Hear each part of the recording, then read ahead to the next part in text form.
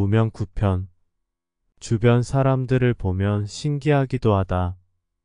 나는 이런 반복에 지치고 실증도 느끼지만 저들은 지치지도 않는 에너자이저 같다. 그나마 다행인 것은 남과 달라도 된다는 나의 견해와 고독감보다는 홀로 있는 것이 더 좋다는 작은 깨침이 있기 때문이다. 가족이 많고 주변에 사람이 많으니 당연한 일임에도 번거로운 일이 덜어짓다. 어떤 때는 홀로 가만히 있고 싶어도 가만히 내버려 두지 않는다.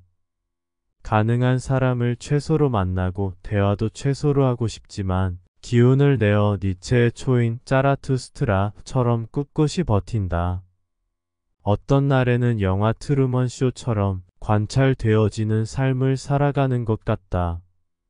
이 세상이 어떠한지 알아가는 과정은 크나큰 축복이다. 그러나 더 이상은 태어나고 싶지 않다. 깨침의 길을 가다 보면 자주 듣는 말이 자신의 비춤이 거울과 같다는 것이다. 사물을 있는 그대로 비추는 맑은 거울.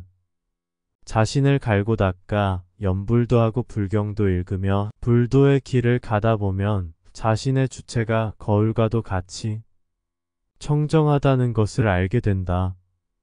그것은 수행을 통한 지속적인 항상심을 요구하기도 한다. 그러나 거울과도 같은 청정함으로 있는 바 그대로를 비추는 그 상태가 최상은 아니다.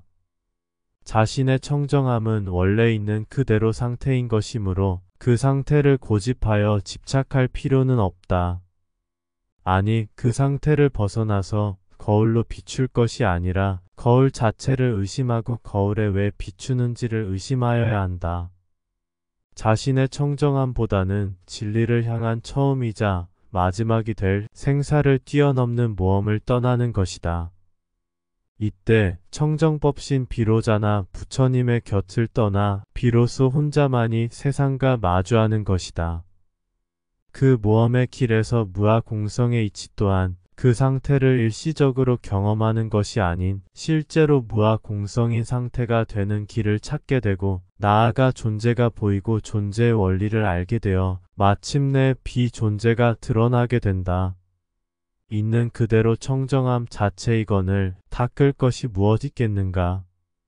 그래서 자신의 청정함은 그대로 놔두고 보여지지 않는 진리가 무엇인지를 알아서 미련 없이 존재에서 사라지는 것이다.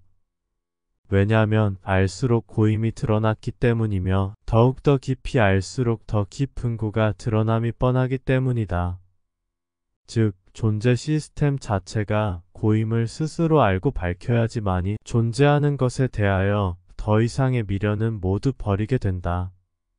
존재와 비존재를 구분이어 보면 존재가 모든 것을 담는다면 비존재는 그 어느 것도 담을 수 없다. 존재가 촘촘하고 견고하다면 비존재는 어떠한 틈도 허용치 않는다. 존재가 생과 사와 윤회를 관장한다면 비존재는 그 어떤 것도 관여되지 않는다. 존재가 모든 생명체와 영혼과 지구 정원 배터리와 천상의 세계를 만들었다면 비존재는 그 어느 무엇도 없다. 존재란 만들어진 모든 것이 소멸된 듯 보여도 다시 인과에 따라 끝없이 윤회한다면 비존재는 만들어진 것이 없기에 윤회란 있을 수 없다. 이것이 비존재의 무관성이며 청정함이다. 12연기법을 보면 무명에서부터 시작된다. 무명행식 명색 유깁 촉수의 취유생노사. 무명은 암흑일 수 있으며 처음 시작되는 의지가 없는 무지의 상태이다. 시타르타는 이런 12가지의 감각과 의식의 흐름이 인과에 따라 끝없이 반복한다고 하였다. 약간의 차이는 있지만 하나의 생명체가 탄생부터 죽음에 이르기까지 만들어지고 허물어지고 반복한다. 이때 허무감이 드는 것은 당연한 것이며 반복되는 고뇌를 내포하고 있다. 만약 누군가 이 12연기를 거꾸로 돌려 처음 시작점인 무명이 되고자 한다면 그는 착각을 하고 있는 것이다. 왜냐하면 죽음 이후에 다시 무명으로 돌아가는 이치를 모르기 때문이다. 즉 순차적으로 12연기가 한 세트로 끝없이 윤회하고 있는 것이다. 아무리 무명이 되려고 하여도 무명이 될 수 없을 뿐만 아니라 죽으면 반드시 무명의 단계를 거쳐서 새롭게 시작한다. 깨침은 무명이 되고자 하는 것도 아니며 무명이 사라지게 하는 것도 아니다. 깨침은 12연기의 이치와 윤회의 원리를 이해하고 자신의 근본 자리를 밝혀 확정하여 벗어나려는 마음을 내는 것이다. 결론적으로 무명으로 수렴할 것이 아니고 12연기 모두를 내다 버려야 한다. 무명부터 노사까지 모두 버려야 한다. 그러나 자신이 존재하는 한은 12연기를 버린다는 것은 불가능한 일이다. 그럼에도 왜 일부 도인은 무명이 되어 바보가 되려고 하는가?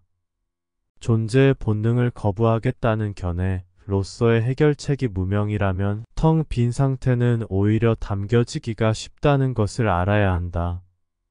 윤회에 최적화된 상태가 거부하지 않는 무명의 상태이다.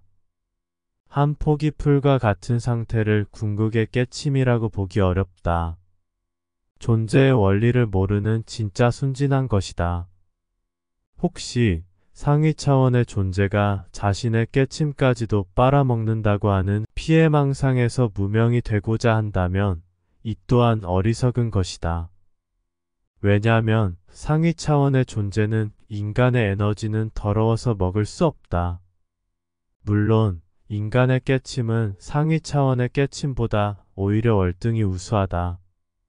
그러나 먹을 수 없으며 에너지원으로 쓸 수 없다.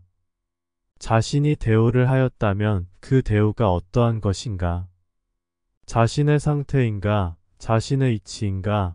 자신의 견해인가? 자신이 깨친 상태를 깨침으로 보는 것은 낮은 단계의 깨침이다. 대부분 선사들과 도인은 깨친 상태에 머무른다.